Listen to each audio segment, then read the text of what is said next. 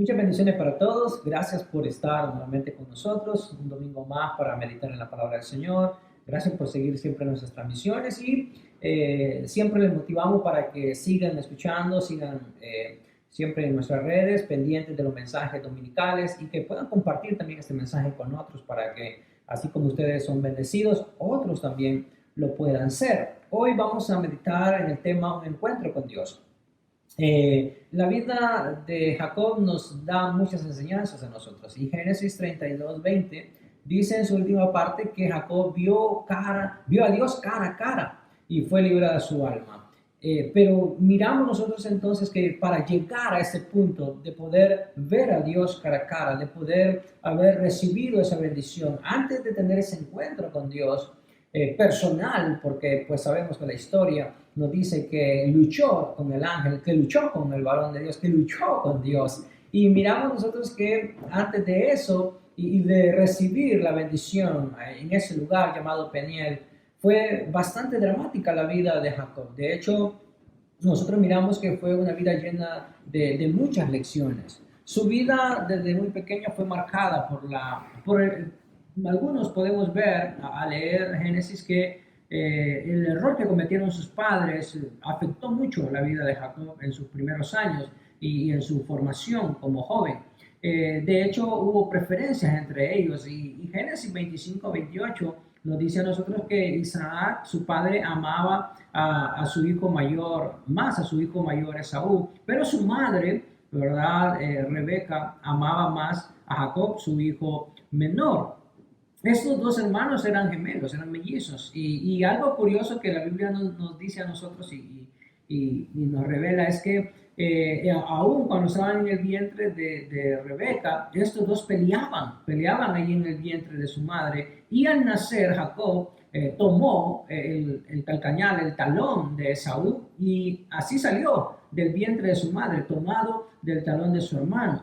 Por esa razón es que Jacob recibe ese nombre Jacob, el asidor, perdón, de talón o engañador o suplantador, el que suplanta a otro. Entonces, miramos nosotros que Jacob, desde que nació, traía ese trasfondo de usurparle a otro su lugar. Con astucia nos dice la Biblia que él compró la primogenitura de su hermano Esaú. Y Esaú, en un acto de insensatez, menospreció su derecho como primer hijo.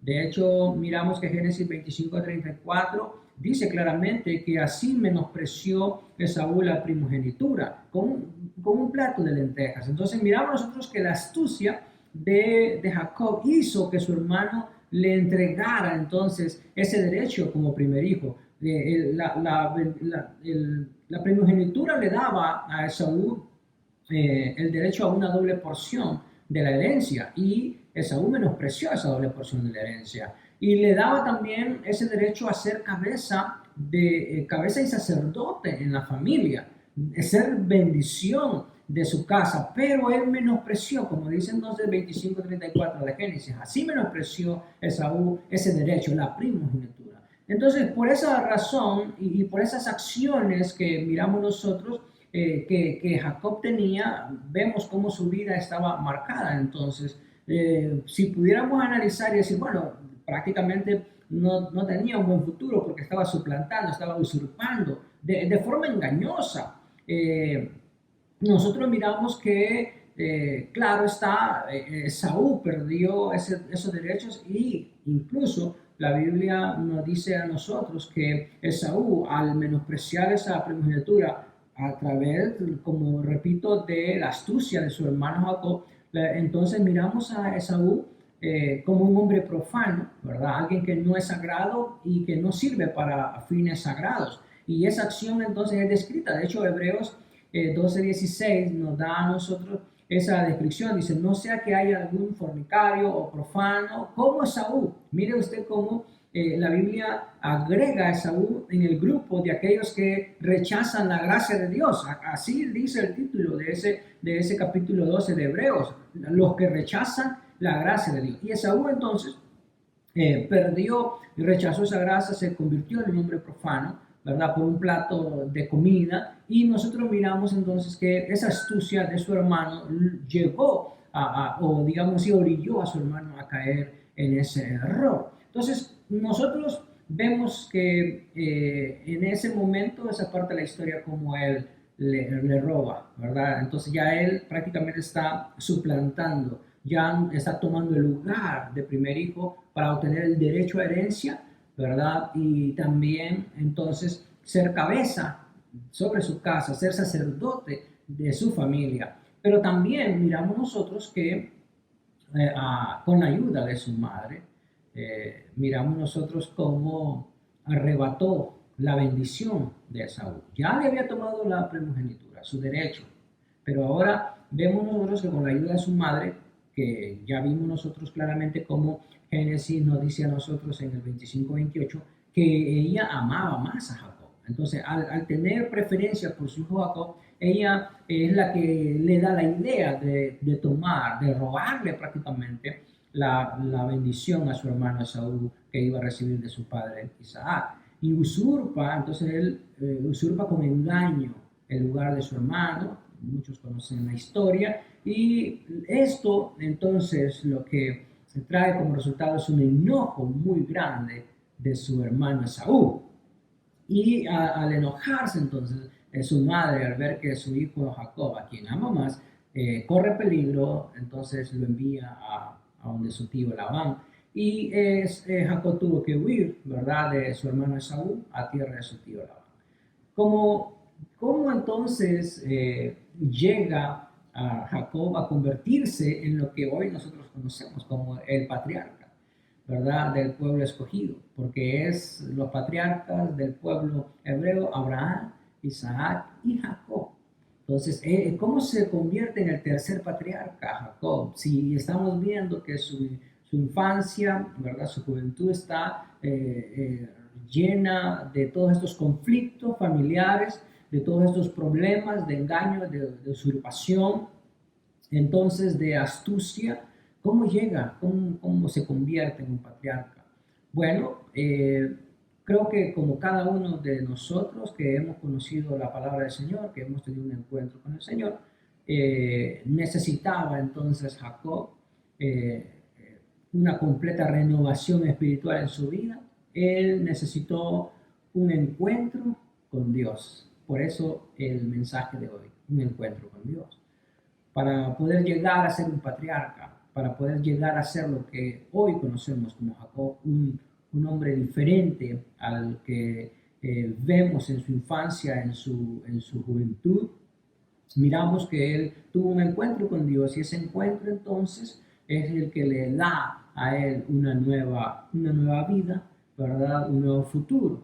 En su deseo, una vez que él estaba huyendo y vivió en casa de su tío Labán, y sabemos que se casó, ¿verdad? Y trabajó, pues en ese deseo que él tenía de arreglar las cosas, de que las cosas estuvieran bien en su vida y su familia, él decide regresar después de muchos años.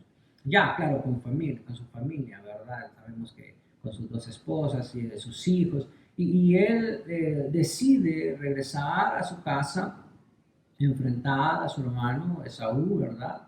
Y al ir de camino, le llega la noticia de que su hermano Esaú viene a su encuentro. Y cuando él se dio cuenta de que su hermano venía a él, mientras él, ¿verdad?, iba hacia su familia, a su casa, prácticamente para arreglar los asuntos con su hermano. Eso le desconcierta a él, y él tiene miedo y decide proteger a su familia que le acompañaba, y los lleva hacia otro lugar, y él se dirige entonces a un lugar solitario para meditar. En ese lugar solo, en medio de la oscuridad y la soledad de la noche, la Biblia dice que se le aparece un varón que lucha con él. Un varón que lucha con él. Génesis 32-24. Y cuando están en esa lucha, Jacob entiende que con el varón que está peleando no es un varón común y corriente. Y le dice entonces en el versículo 26, claramente, no te dejaré si no me bendices. En esa lucha, ¿verdad? Cuerpo a cuerpo, él le dice, no te dejaré si no me bendices.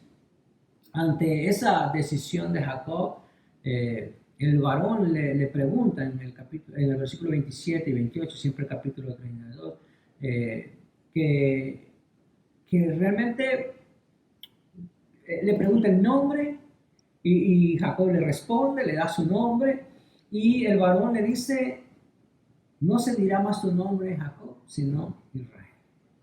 O sea que en ese momento preciso, la vida de Jacob está a punto de cambiar para siempre.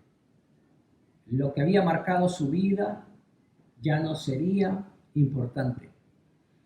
En ese momento él, en ese encuentro con Dios, como dice el versículo 30, o sea, vio a Dios cara a cara. Y en ese encuentro con Dios es cuando se da entonces un cambio, una renovación completa en su vida, un cambio espiritual en su vida. Y entonces él pasa de ser un usurpador, ¿verdad? Porque pues ese era el nombre que él tenía. ¿Cuál es su nombre? Jacob, el usurpador, ¿verdad? El suplantador, el que le usurpó el lugar a su hermano, el que le quitó su derecho a herencia, su derecho a ser cabeza y sacerdote de familia. Y entonces el varón le dice, ya no se llamará tu nombre, ya no se dirá más tu nombre Jacob, sino Israel. Entonces pasa de ser el usurpador a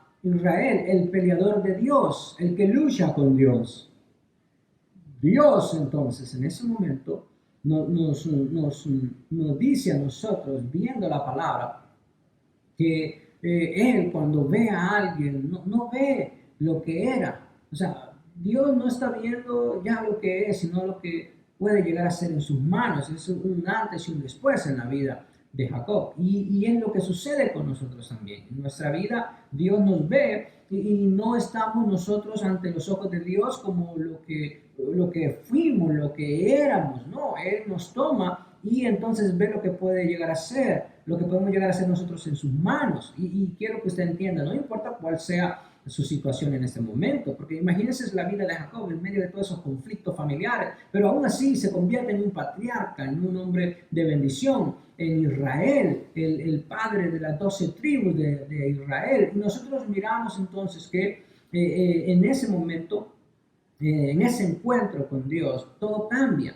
Y esto no era algo, digamos, nuevo, ¿verdad? En la vida, en la familia de Jacob, porque sus abuelos, su abuelo Abraham, su abuela Sarai, ¿verdad? O sea, Abraham, nosotros miramos que su abuelo Abraham era padre enaltecido. Abraham, padre enaltecido. Abraham le pone el Señor, le dice padre de multitud de naciones. Sarai era dominante, contenciosa, y el Señor le cambia el nombre y le pone Sara, princesa, mujer noble. Entonces, miramos nosotros que no era algo nuevo en su familia, sus abuelos ya habían pasado ese proceso, ¿verdad? Ese encuentro, habían tenido ese encuentro con Dios y Dios les dio entonces un nuevo futuro. Un futuro más prometedor. Y nosotros miramos entonces a Jacob en esta parte de su vida, con este encuentro con Dios, para poder ser bendición. Crea lo que dice la palabra, ¿verdad? Que también nosotros recibiremos un nombre nuevo, ¿verdad? Apocalipsis lo menciona, que los que venzan, los vencedores, vamos a recibir un nuevo nombre. Así que esperemos ese nombre nuevo que el Señor nos dará. Pero quiero ir concluyendo con esto. No importa cuán oscuro sea nuestro pasado. No importa cómo haya sido nuestra vida pasada. No importa si usted quizás escucha este mensaje y dice, bueno, yo no voy a la iglesia, yo no soy cristiano, pero tiene un futuro, un pasado quizás oscuro, un pasado que no es muy agradable ante los ojos del Señor o ante los ojos del mundo. Pero yo quiero decirle que todos hemos tenido o quizás la mayoría, hemos tenido un pasado, ¿verdad? Del cual no estamos orgullosos, pero si buscamos de todo corazón al Señor, si nosotros aceptamos el sacrificio que hizo su Hijo Jesús en la cruz del Calvario, nosotros podemos ser restaurados. Dios puede restaurar nuestra vida y nos hará nuevas criaturas, como lo hizo con Jacob. Dios tomó su vida y Dios restauró su vida, renovó por completo su vida y le dio entonces, simple y sencillamente, una nueva vida. Entonces, eso es lo que sucede cuando tenemos un encuentro con Dios. Cuando nosotros nos doblegamos a Él, nos humillamos a Él, entonces Él transforma nuestra vida.